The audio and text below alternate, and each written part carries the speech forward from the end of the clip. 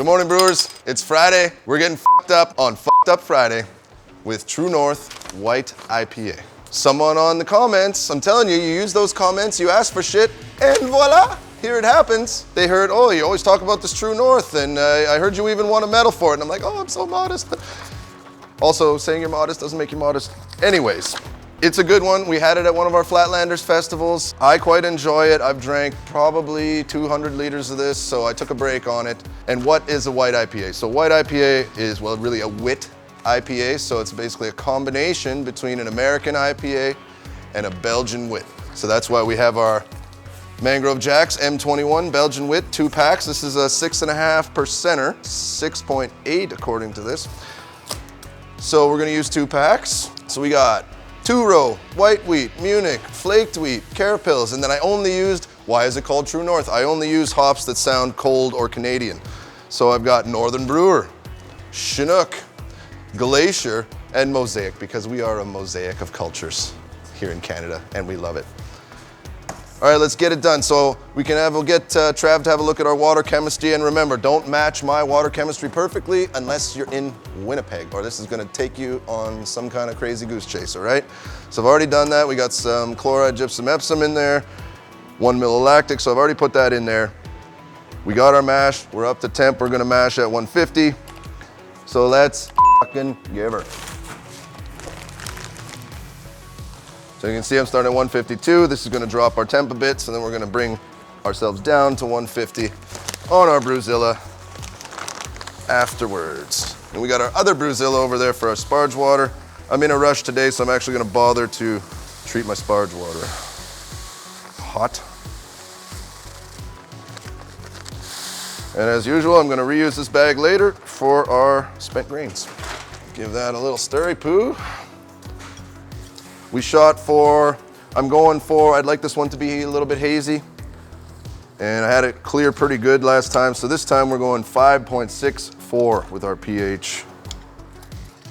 I find there's that correlation between pH and clarity. If you got any scientists out there, please clarify me if I am wrong. But I have noticed my lower pH beers tend to be perfect clarity all the time, and my higher pH beers do not. And also I didn't come up with that. A pro brewer told me. So.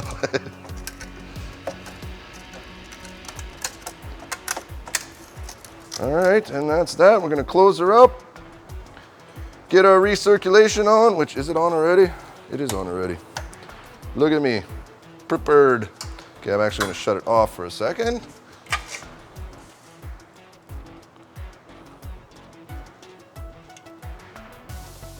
That in there. Take our down to 150, because that's where we want to be. Actually, I'm going to set it at 151 because this thing seems to be a little bit off. Boom. That's still going. Fire up the pump. Slow her down. About, it's all steamy. Okay, there we go. Boom. You know, it's important to close your cam locks so you don't get a leak. And there we go. We'll see you in an hour for Sparge time. Don't get too fucked up in the meantime. All right, we're back. Hope you didn't get too fucked up. I also hope you hit that like and subscribe, and maybe shot me a little comment what you want to see next. Like I said, this one right here, True North. Somebody asked for it, so I delivered. Sparge time. We already shut our pump off, perfect, which I hope I didn't do too long ago. Or did I? No, I didn't. Like, the valve is off. Why are you still draining? Yep, treated floors, okay? Boom. Okay, of course, I never have the little bar to pull this up when I need it, which I was sure I put here. All. There we go.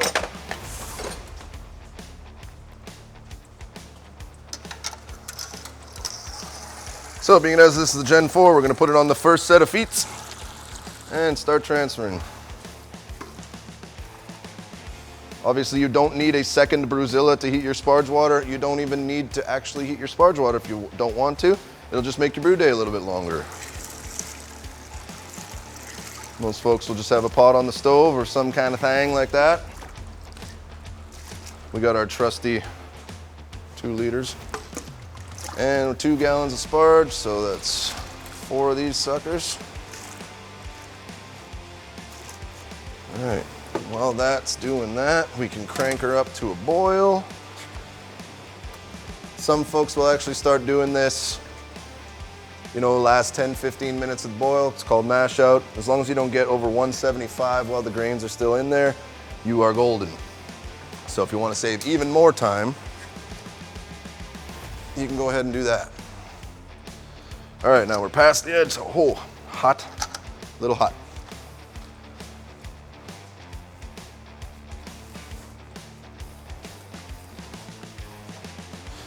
There we go, up to our second set of feets and let that rip. We're gonna get to a boil. We'll see you at our first hop addition, which is at 60 minutes. We're gonna put our 1.25 ounces of Northern Brewer in there. We'll see you then. Don't get too f***ed up in the meantime. All right, so quick tip. This is what I like to do to get rid of my spent grains, get rid of the handle. Take our bag that the grains came in.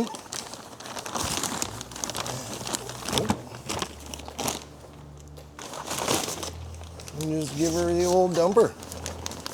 Boom. Don't leave your bottom plate in there. I'm just gonna rinse this first. And there we go, see you in a bit. All right, time for our 60-minute addition, 1.25 ounces of Northern Brewer. All right, we'll see you in a half hour for some Chinook. All right, I've been dealing with some customers, so you missed one hop edition, you missed the 30-minute Chinook, but here's the 20-minute Mosaic. Oh.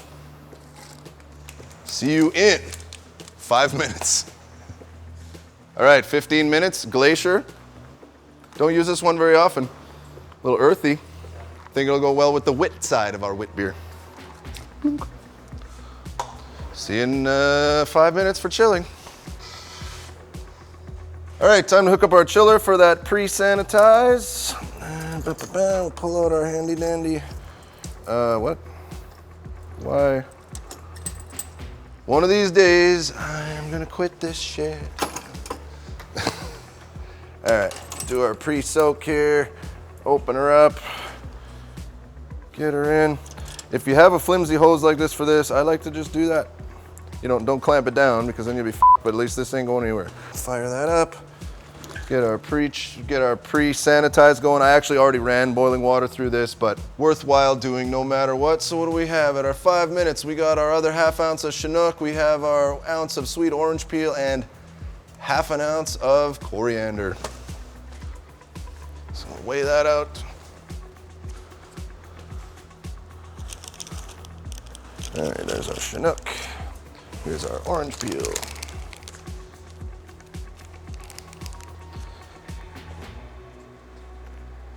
Oh, Chinook's a unique one, I like it. Boom. And our orange peel.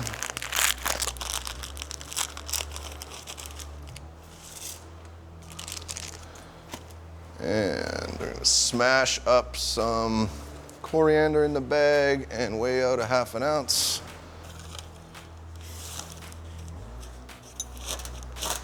I only recently found out you're supposed to crush these. I didn't even know.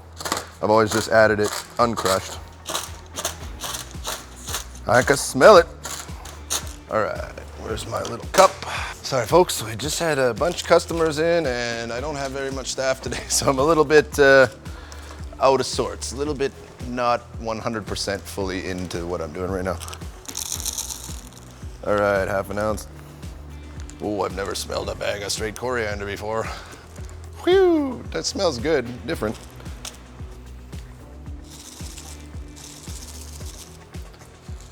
All right. Whoever set this up is getting fucking fired. I don't like it. No, I'm not. I'm just kidding. It's probably Paul. I can't fire him. All right, so 5 minutes. We're gonna put some Wyeast nutrient. I'm not gonna put Whirlflock in this one because I don't really give a shit if it's a bit hazy. Boom. Pre-circulation. We're gonna get our fermenter sanitized and get ready to transfer. We'll get our water hooked up as well. See you in a few. I already cleaned and sanitized this on last Friday, and it's just been sitting there upside down waiting for me. So we're just gonna start sand it. And you give this a little squirt in here.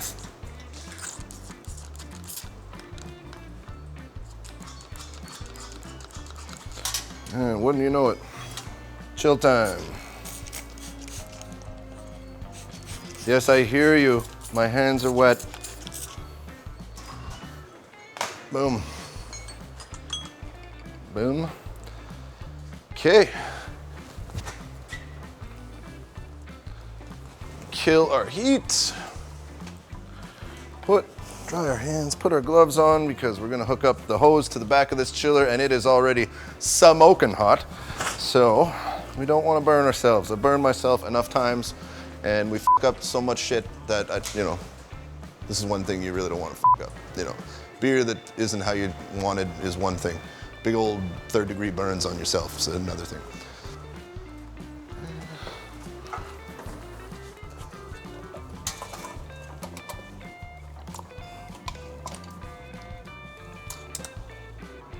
And always make sure your chilling hose is actually going where you think it's going, which it isn't. Almost had another fuff here. All right, we're gonna chill this mother. I'm gonna finish sanitizing my fermenter, which I just realized this isn't the fermenter I want to use.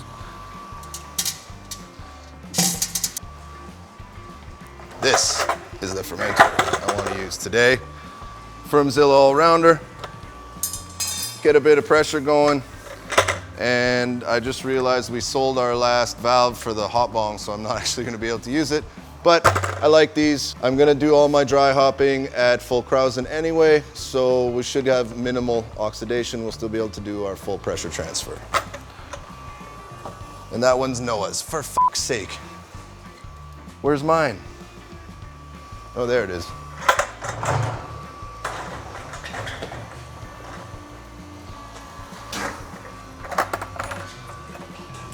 Yeah, this. But it seemed like a good idea at the time until you run by it 50 times.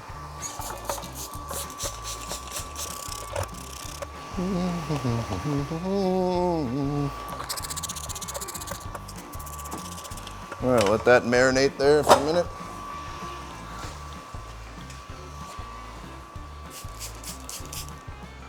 Every time I walk by, another one falls. Every single time. Okay, and guess what I'm not gonna forget this time? The hose that goes on it. And actually, no, I'm just gonna steal Paul's hose. That's already cut. Haha, Paul. And then I've had mixed experiences using this with this, so we'll see what happens on packaging day.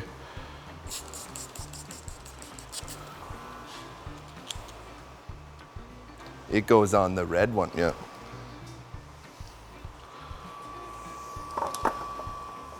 All right.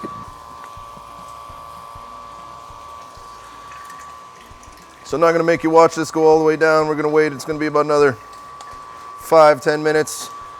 And we'll see you for going in the old fermenter. See you in a minute. I'm gonna have a sippy poo. I need one.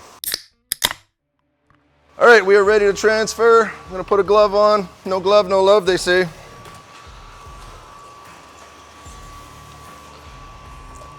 Hang that off the side.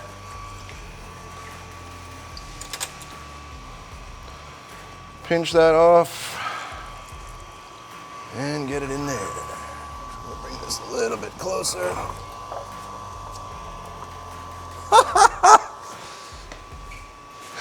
All right. It's raining hose. Hallelujah. Not hallelujah. Every time I move, another one falls. It's like a nightmare. All right, are we going? Oh. Yeah. Pinched it off a little bit too much there. There we go.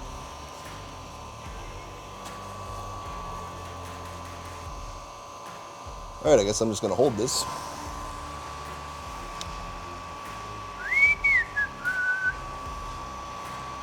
And then, well, let's take a little bit of time to talk about our yeast choice for the day, which of course is over there. And I'm gonna get some scissors because I know some people out there don't like me using my teeth. I brushed them. What? Yeah. Okay, so our yeast today, really like this.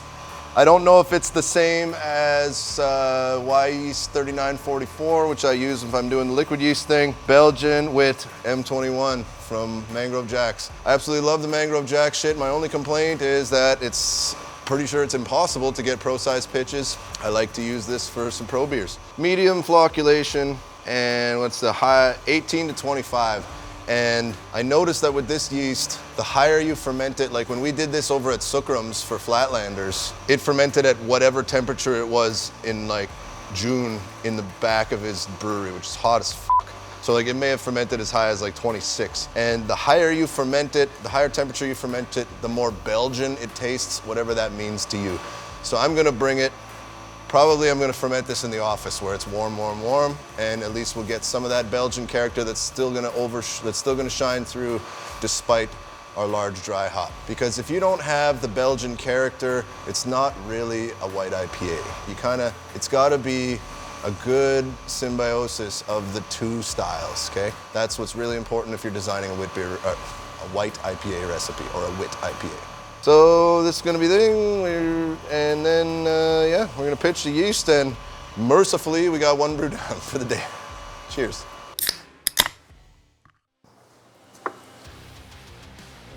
Oh yeah, I'm just gonna guess where that is. Somewhere around 1060. Yeah, 1060. We were shooting for, we're shooting for 1065. Close enough. It will be beer. You know what really helps with brewing? Yeast.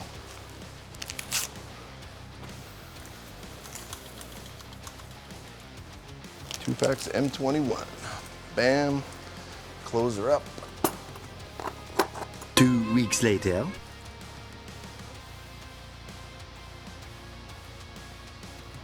All right, so we just poured some of the True North White IPA. So what I ended up doing, you didn't get to see that because Trav wasn't able to join us for that day. But what I did was, we didn't have the hop bong, so all I did was I opened up the lid on day 2 of fermentation where there was still tons of CO2 being created, did my dry hop then, closed it back up.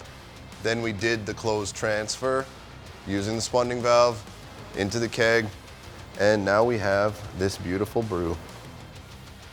I haven't had this in a long time. Not since we had it at Flatlanders that one time, right? That's a few years ago, before COVID, yeah. So. Man, this closed transfer, like, you gotta get yourself a Brewzilla, yo. If you're into IPAs, like, the nose on that is just magic. Yeah, and I agree, the Brewzilla is awesome with all the little add-ons you can put on there, and it's not too expensive. That's an IPA. I'm not catching as much of the Belgian. It's there, but like... as I did in the past. I wonder if, I guess maybe I should have gone up a couple degrees. What yeast and what temperature? So I did the Mangrove Jacks Wheat, I forget the number. M21? M21. And something like that. Was just whatever temperature here in the shop, so probably 17, 18 Celsius. Yeah. So I think to get a little bit more of that Belgian character, I should have gone up 21, 22. If you're just doing room temperature and you really want that Belgian character, maybe throw a heat belt on it even. Yeah, that yeast can tolerate way higher. Also, it's the first time I've ever brewed this under pressure, so that may have an effect on that. Could have suppressed some of the esters that you might get out of that kind of yeast, you know? It's good. Either way. It's tasty. C'est délicieux.